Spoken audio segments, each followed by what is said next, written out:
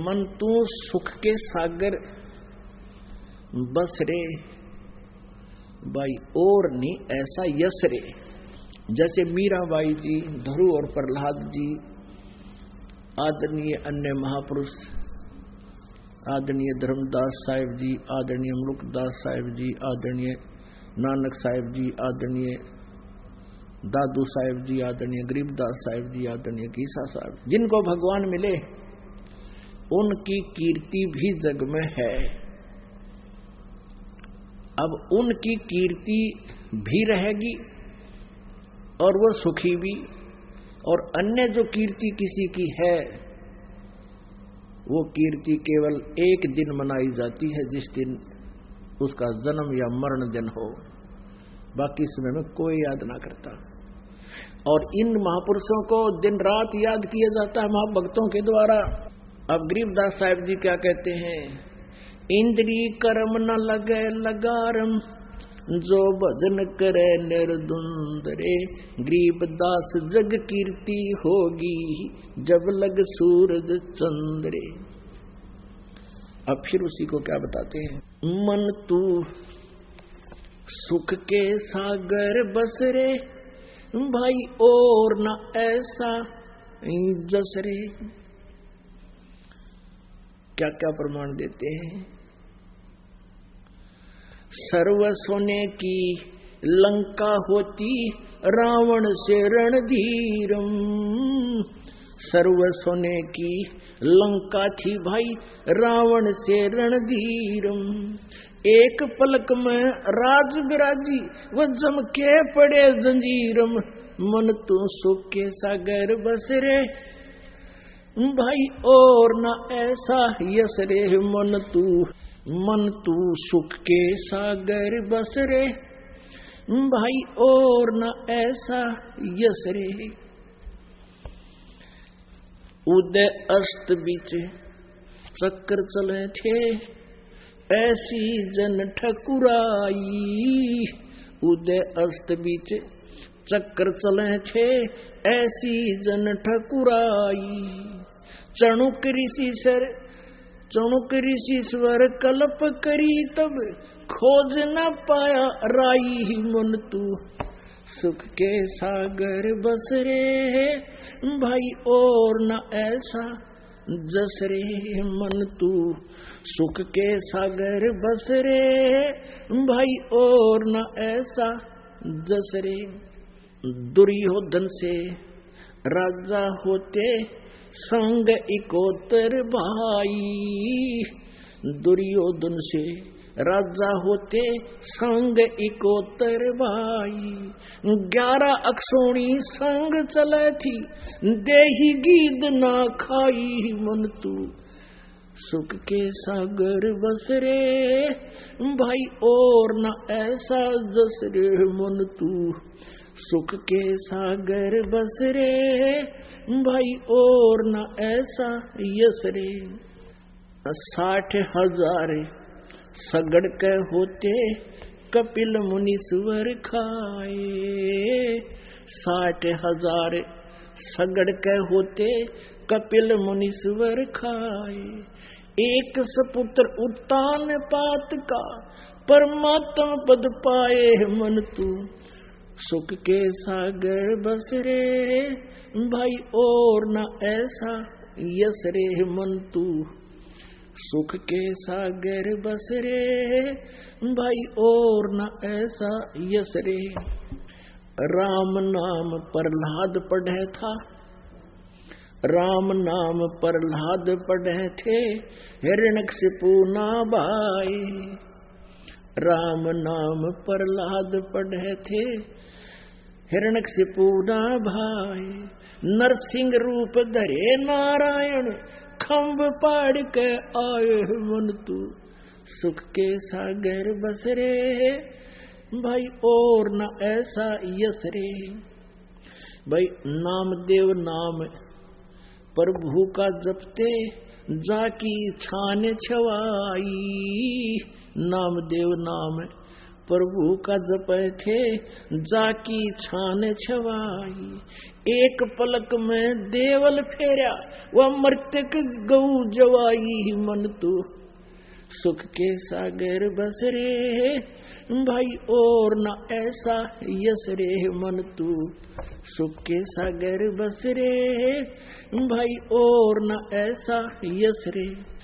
काशीपुरी कबीरा होते ताही लखोरे वाई, काशीपुरी कबीरा होते ताही लखोरे वाई, बन के सो बनजारा उतरे 9 लाख बालद आई, मन तू सुख के सागर बस रे भाई और न ऐसा यस रे।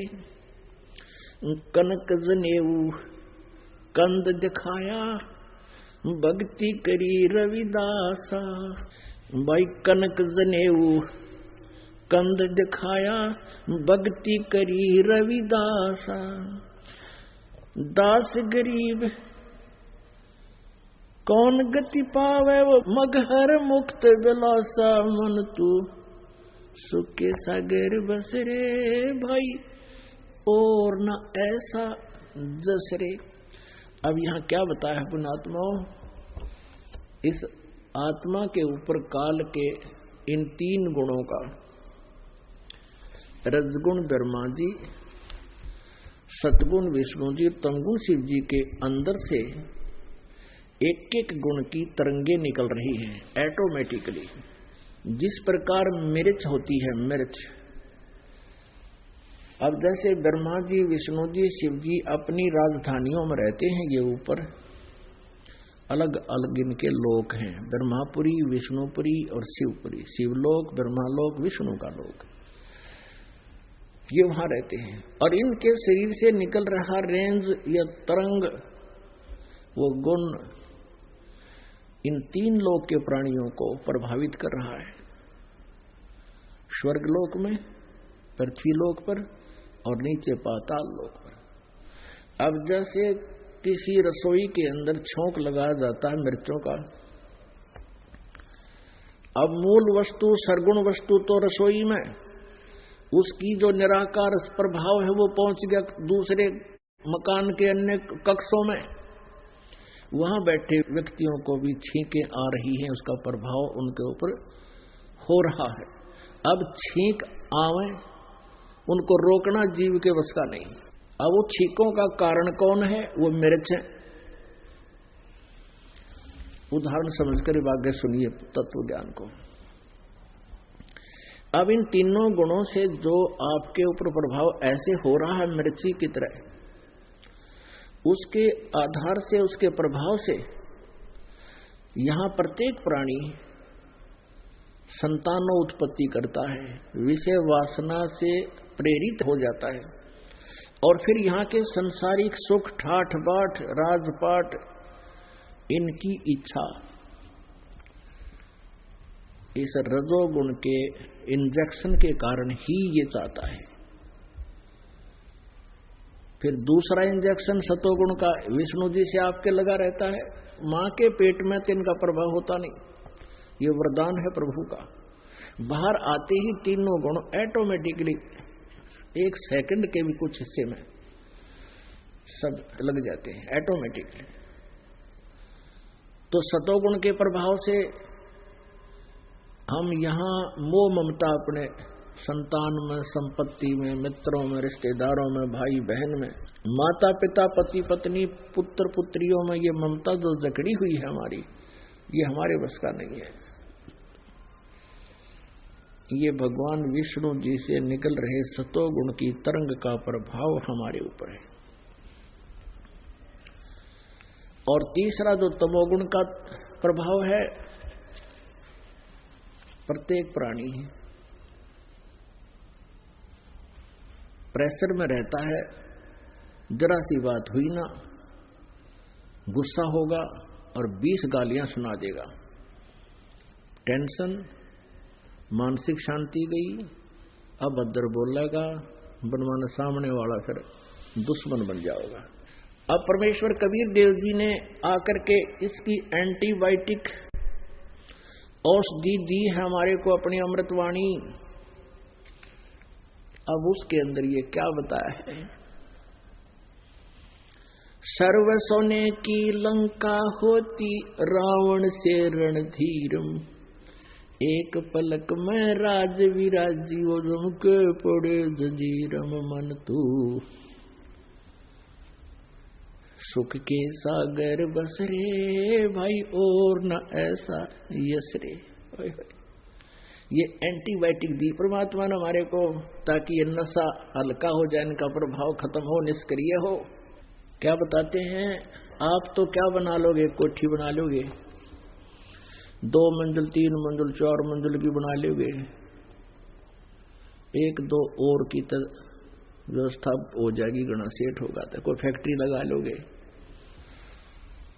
और गणा 1 अरब 2 अरब 10 अरब खरब 10 खरब मान ले इकट्ठी भी कर ली, सारा जीवन में डले डो गया माया। अब क्या बताते हैं, रावण ने तो अपने महल बना रखे थे सोने से,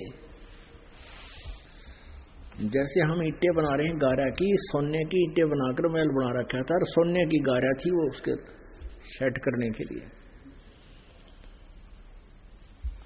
और रावण की मंडियों में ऐसे हीरे और मोती बिका करते थे जैसे करनाल की मंडी में धान बिके।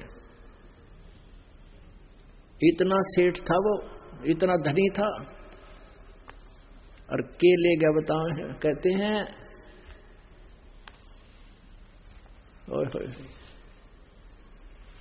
सर्व सोने की लंका थी और रति ने सोना मुख, और उस रावण की लंका में त्रिलोकी का दुख है। जब उसकी विरानवाटी हुई, एक सत भक्ति ना करके पुण्यात्मा, देखो ये तत्व ज्ञान है, अपना बहुत गहराई से समझना होगा इसको। रावण भक्ति करता था लेकिन सत भक्ति नहीं थी उसके पास। रावण ने वो भक्ति की है आप तो 7 जन्म के लाख जन्म नहीं कर सकते। अब रावण को मिसगाइड करने का दोषी उसका गुरु है। उस नालायक ने बता दिया, उस कोरे कागज पे लिख दिया रावण की आत्मा पे कि ये जो तमोगुण भगवान शिव है, ये पूर्ण परमात्मा है, ये सर्व सुखदाई है, गणा दंड दे देगा। अब ये सारे ऋषि महर्षि संत जितने गुरु थे ये काल के दूत थे, इन्होंने मिसगाइड करना ही था।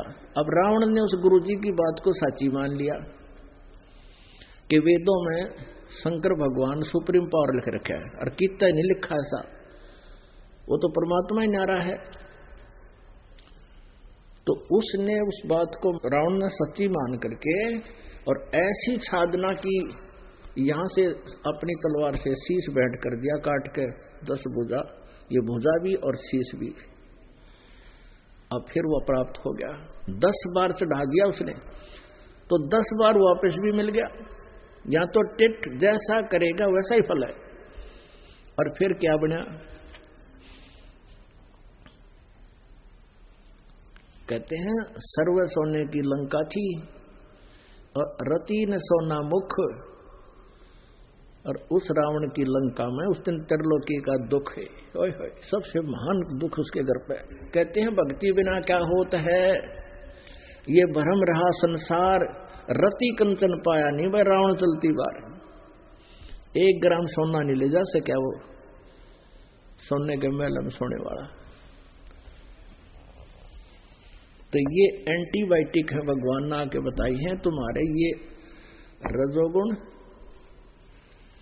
और ये सतोगुण और तमोगुण के ये सब प्रभाव आपसे धीरे धीरे बहुत ही जो है हल्के हो जाएंगे,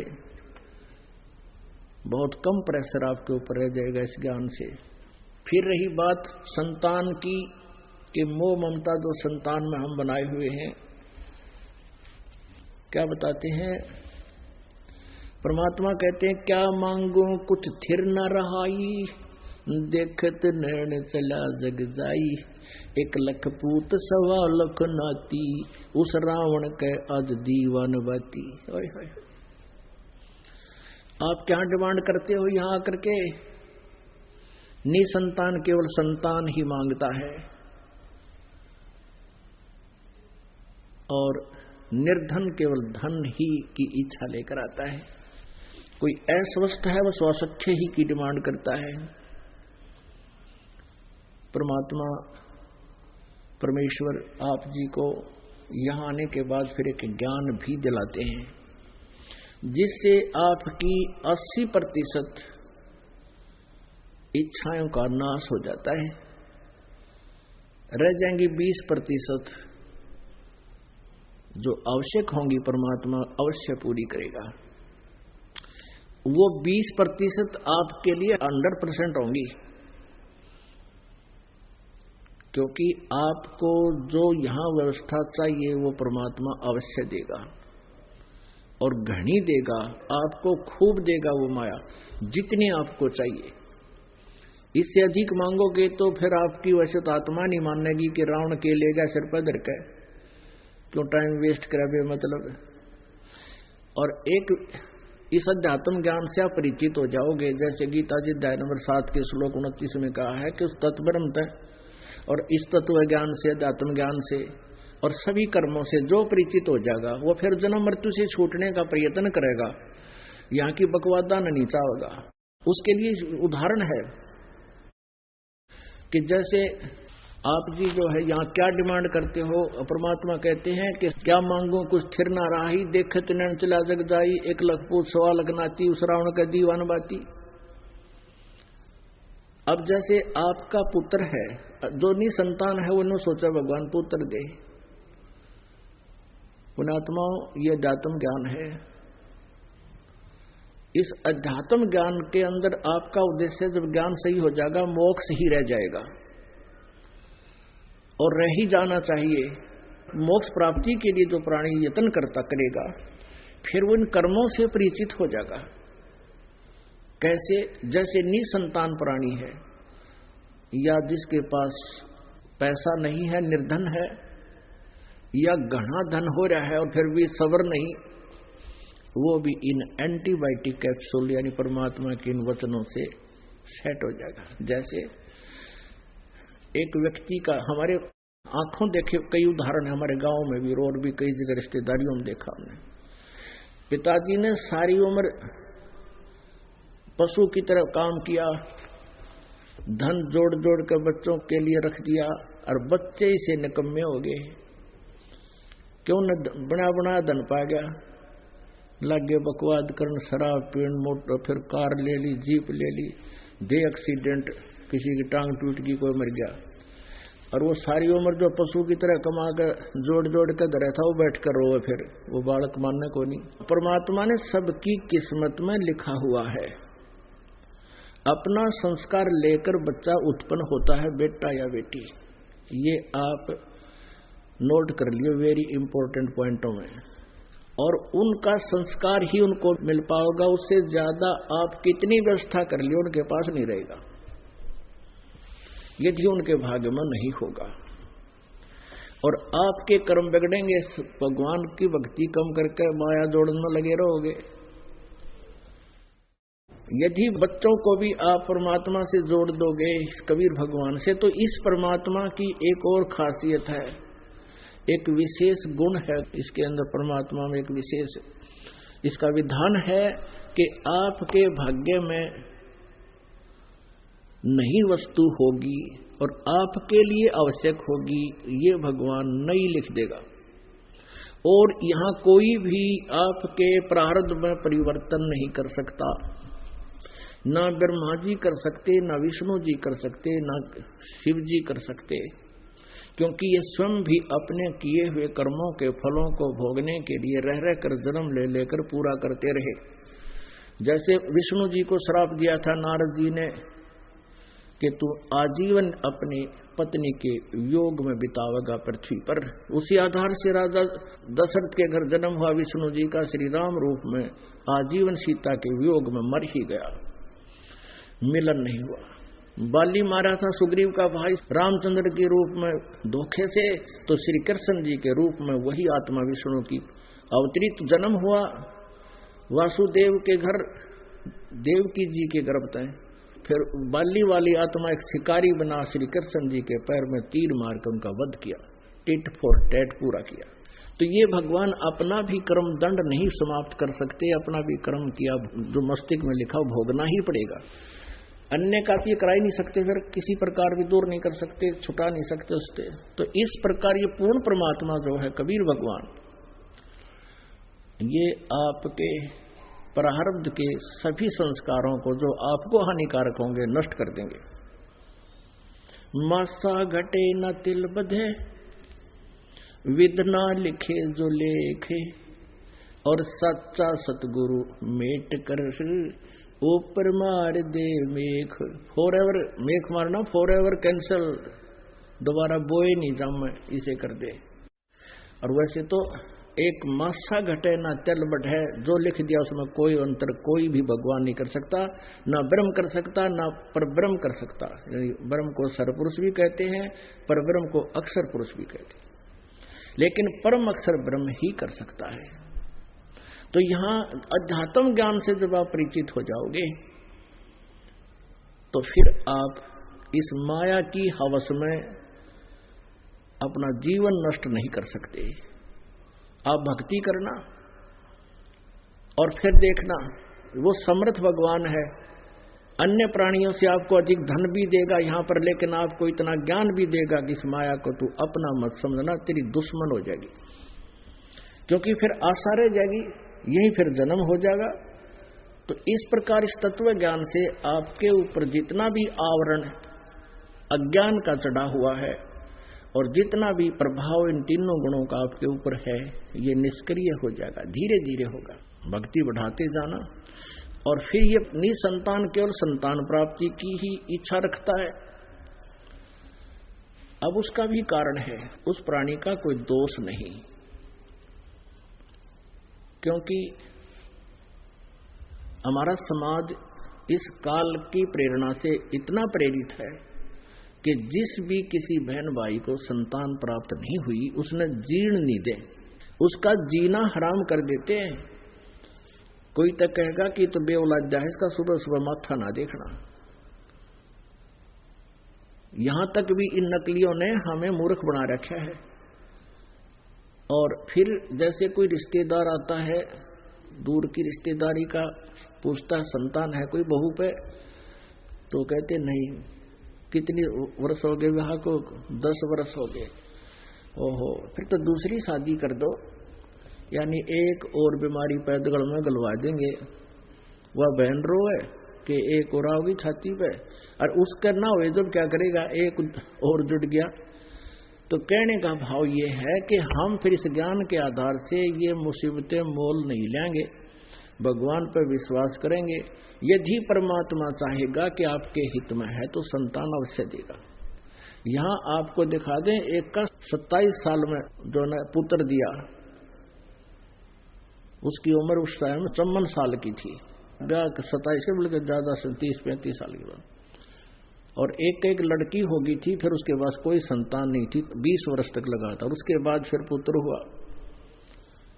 एक का जो है ना 26 साल में 2 कन्याएं हुई। अब वो क्या करते हैं, संतान न संतान मांगे हैं। परमात्मा कहते हैं कि तुम इस ज्ञान से परिचित हो और मोक्ष को मुख्य रख, क्योंकि कोट जन्म तन भरमत होगे, कुछ ना हाथ लग्या रे, कुकर सुकर खरबोया भोरे, तू कौआ हंस बुगारे। क्या मांगो कुछ थिर न रहाई, देखत डैन चला जग जाई, 1 लाख पूत 1.25 लाख नाती, उस रावण के आज दीवान बाती। एक पुत्र मांग लेगा भगवान ते, और वह इच्छा पूरी ना हुई तो भगवान छोड़ के फिर कहां जाएगा, फिर धक्के खाएगा वहीं पर। परमात्मा क्यों नहीं आपको संतान देंगे, वो तो इतनी दे देंगे, हाथ जुड़वा देंगे, आपकी हाथ जुड़वा दें, अख बंद करो भगवान, यहां ऐसे भी प्राणी आपको दिखा देंगे।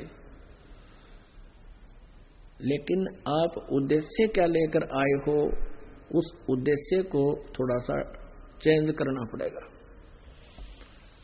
और वो इस ज्ञान से होगा। तो क्या बताते हैं, आप एक पुत्र मांग भी लोगे, भगवान दे भी देगा, तो के कला टूट गया। आप कभी अपने दादा को याद करते हो? परदादा कदे याद आवे आपके? सपने में भी ना आता। तो कहने का भाव यह है कि यहाँ की व्यवस्था से परिचित हो, भगवान जो दे वो ठीक है, फिर भी परमात्मा आपको अवश्य देगा जो आवश्यक वस्तु होगी। रावण के 1 लाख पुत्र थे और 1 लाख के 1 लाख उस युद्ध में मारे गए। उसका कोई दीपक जलाने वाला शेष नहीं रहा, कोई दीपक जगानिया नहीं मिला, उसने सर्वनाश को प्राप्त हुआ।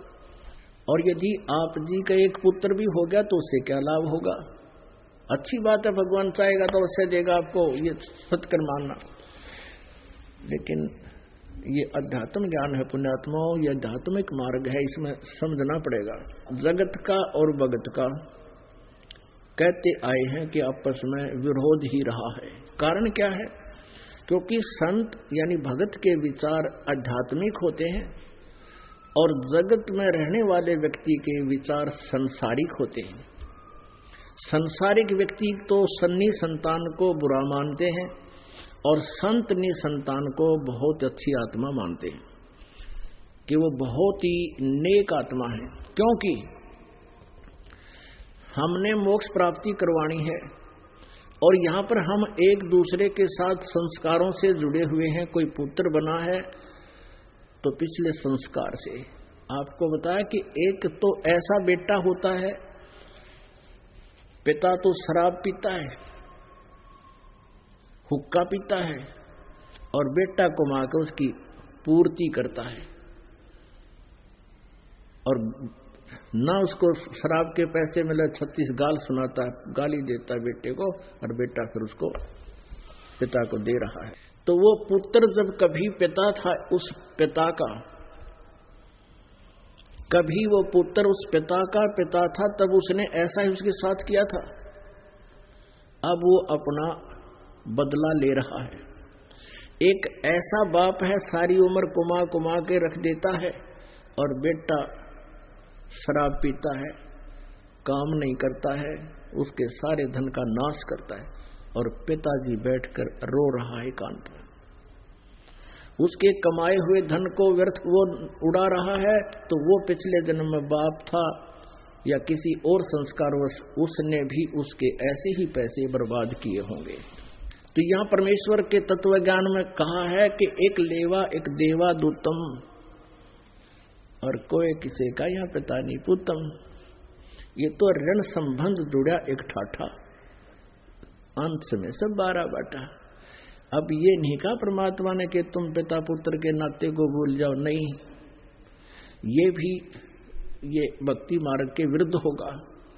क्योंकि हमें जो भी रोल मिला है, हम उस रोल को ठीक नहीं करेंगे तो हम कुपात्र हैं। वो पात्र अच्छा नहीं होता, वो किसी ने भी अच्छा न लगा करें। तो जब तक आप जी का जैसा भी नाता एक दूसरे के साथ है, इसको निभाओ और साथ में भक्ति करो परमात्मा की। तो इस समर्थ शक्ति जो है आपके इन संस्कारों को अपनी वीटो पावर से आसानी से क्लियर करवा देगा, समाप्त करवा देगा इसी जन्म में। आगे आपका एक दूसरे के प्रति कोई संस्कार शेष नहीं रहेगा, फिर आप आगे कहीं जन्मोगे नहीं। उद्देश्य यही होना चाहिए। और जिसके संतान है ही नहीं, वो तो स्टेज पे पहले आ लिया मोक्षशाली पे, और अब उसको चाहिए सत भक्ति करनी, समाज की नहीं सुने। तो पुण्यात्माओं, ये आध्यात्मिक मार्ग है। अभी जो प्रथम बार आए हैं उनको तो ये बात समझवाओ नहीं, क्योंकि वो तो पहली क्लास के बच्चे हैं, और जिनको 2-3 वर्ष 4 वर्ष 10 वर्ष हो गए इस मार्ग पर लगे रहिए ज्ञान सुनते हैं, वो बच्चे हाई क्लास के हैं, उच्च क्लासों के हैं, उनका ये बात आसानी से घर कर रही है। अब जैसे अज्ञानतावश किसी को संतान है नहीं, वो अज्ञानतावश केवल संतान ही उत्पत्ति उद्देश्य रखता है और भगवान से विमुख हो जाता है। कोई इसको बहका देता, वहां एक मंदिर में माथा टेक दे, संतान हो जाती है, वहां डंडी का धागा बांध जाओ, संतान हो जाती, फिर धक्के खान फिर लग जाएगा और यहां से दूर हो जाएगा। उसकी के दुर्गति होगी। फिर अब क्या होता है कि फिर वो एक किसी या तो अपने घर में किसी चाचे भाई का भतीजा लेगा गोद, और या फिर कोई अन्य रिश्तेदारी में तो कोई गोद लेगा। और ये आपको इतना अनुभव नहीं, हमें अनुभव है, या जो बुजुर्ग हो रही हमारी उम्र के उन्हें भी अनुभव है। अंत समय में क्या होता है कि उस पुत्र जो गोद लिया उसका ब्याह होगा, उसकी पत्नी आवेगी, और फिर खटपट तो यहाँ की पहला काम है इस काल का, ये तो सबके साथ खटपट तो करवावे ताकि इनको शांति बनी रहे। तो फिर वह बूढ़ा बुढ़िया हो जाएंगे, वो निसंतान, और वो दत्त पुत्र उनके पास होगा, और वो एकांत में बैठ के सोचा करें कि हमारा अपना बेटा होता तो आज न्यो ना बोलता ये। तो उनकी बुद्धि पर पत्थर गिर जाते हैं। उनको चाहिए कि उन मिलने जाकर जिनके पुत्र हैं वो किसी टाट काट रहे बुढ़िया की, किस तरह बात करते हैं बिना ज्ञान के। और जब ये ज्ञान हो जाएगा, भगवान से डर हो जाएगा, फिर आप अपने बुजुर्ग तो छोड़ दूसरे की भी सेवा करोगे, उनसे भी विनम्र भाव से बोलोगे, उनकी आत्मा को आप दुखा नहीं सकते। और यदि आप किसी वचन से, कर्म से किसी की आत्मा को दुखाते हो तो आप भक्ति नष्ट कर लेते हो।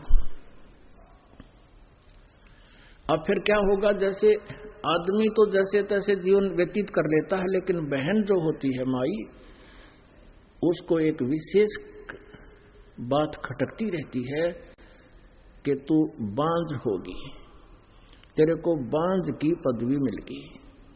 और अंत में वो इसी दुख में मर जाती है कि मेरा संतान होती तो मुझे ये कलंक नहीं लगता। जो परमेश्वर से दूर हो जाते हैं, दूर हैं, नहीं इस ज्ञान से परिचित हैं, भक्ति नहीं करते, उनकी ये दशा होगी। फिर युग काल के करेगा उसके साथ, जीवन मनुष्य का नष्ट करवा के अगले जन्म में कुतिया का जन्म देगा उस बहन को, उसको आत्मा को। और फिर नु कहेगा ले काट ले कसर सारी जामन की, 8-8 कट्ठे जाम पैदा कर ले। फिर सुअरी बनाएगा अगले जन्म में, नेक्स्ट जीवन में।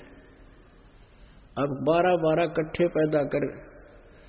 अब यहां हम मनुष्य जीवन में जो संतान, उसमें इतनी ममता सतोगुण के प्रभाव से, और पशु योनि में भी वही ममता, वही लगाव, एक जैसा। तो पुण्यात्माओं, ये तत्व ज्ञान रूपी रोशनी के अंदर आप फिर इस कीचड़ में बड़ों को नहीं, इसमें प्रवेश नहीं कर सकते। परमात्मा आपको मोक्ष उद्देश्य से यहां बुलाते हैं। जो अन्य आपके कष्ट हैं वो सब नष्ट हो जाएंगे। आपका दारिद्र्य टोटा भी नहीं रहेगा, आपका शारीरिक कष्ट भी नहीं रहेगा।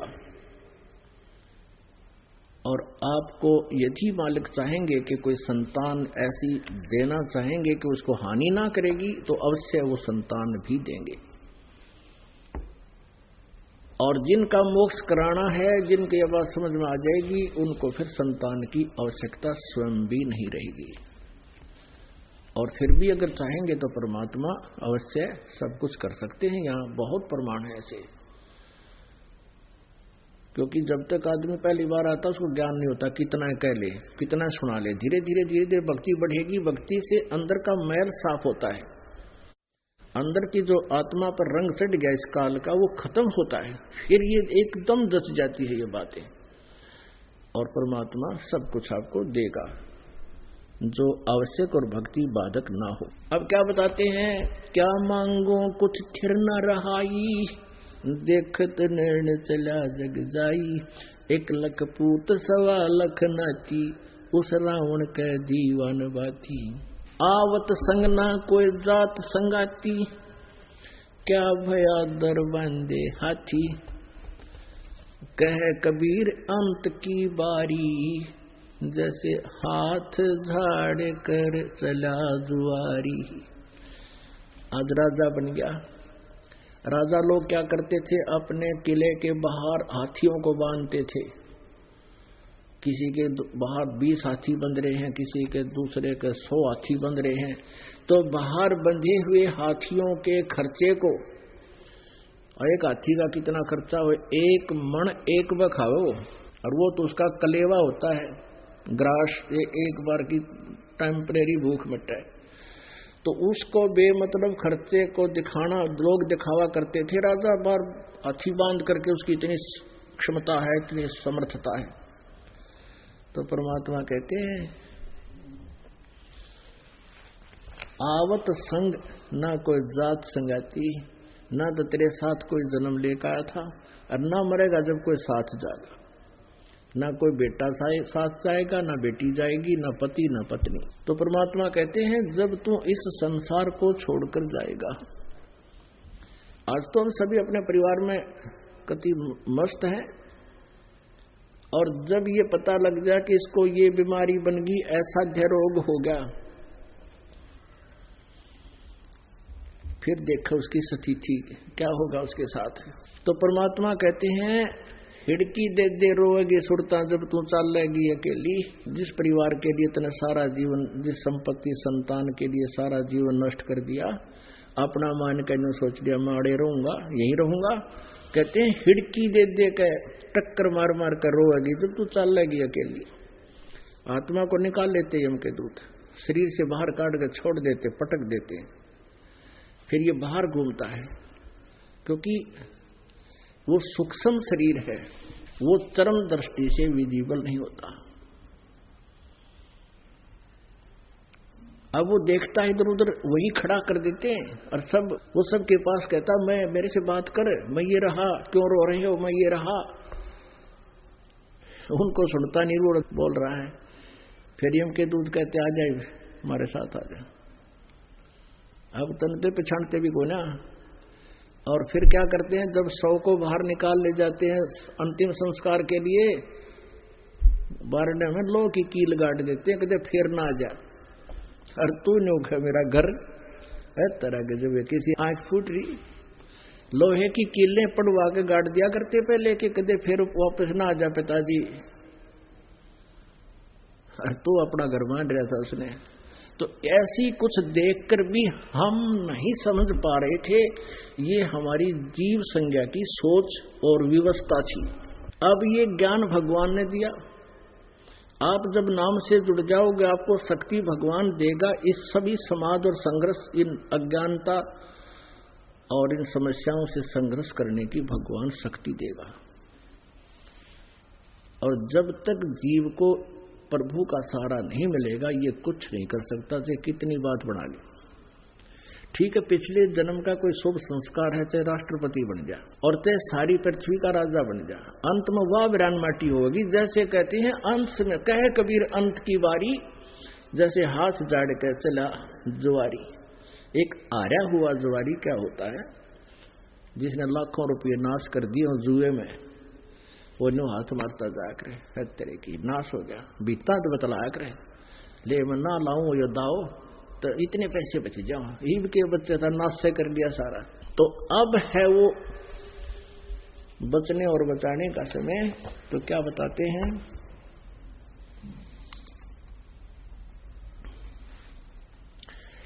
सर्व सोने की लंका होती, रावण से रणधीरम, एक पलक महाराज विराजीव जम के पड़े जंजीरम।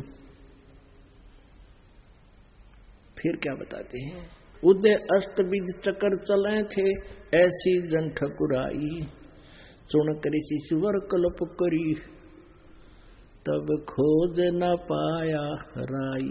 एक मानधाता चक्रवर्ती राजा था, पूरी पृथ्वी के शासक को चक्रवर्ती राजा बोलते हैं। और उसके मन में क्या आया कि मैं अपने अंतर्गत, मेरे अधीन जितने भी नरेश राजाएं हैं, नवाब हैं, उनको ललकार दिया उसने कि जिसको भी पृथ्वी पर मेरी प्राधीनता स्वीकार ना हो, मैं एक घोड़ा भेज रहा हूं, उस घोड़े को पकड़ लेना, बांध लेना और युद्ध के लिए तैयार हो जाना। जो इस घोड़े को बांधे और ये समझूंगा कि वो प्राचीन नहीं रहना चाहता। तो ऐसा ही किया गया, पूरी पृथ्वी पर घोड़ा घुमा लाए उसके सैनिक, किसी भी राजा ने उसको नहीं पकड़ा। अर्थात राजा मानधाता चक्रवर्ती राजा से युद्ध करने की किसी की हिम्मत नहीं बनी। एक चुनक नाम के ऋषि थे। अपने आत्मा ये आध्यात्मिक ज्ञान है, इसमें बहुत प्रकार के उदाहरण देने पड़ेंगे आपको। जैसे आपको कहा कि रावण भक्ति भी करता था, लेकिन उस भक्ति से नाश कर लिया, उस भक्ति से विनाश कर लिया अपना वीर परिवार का भी।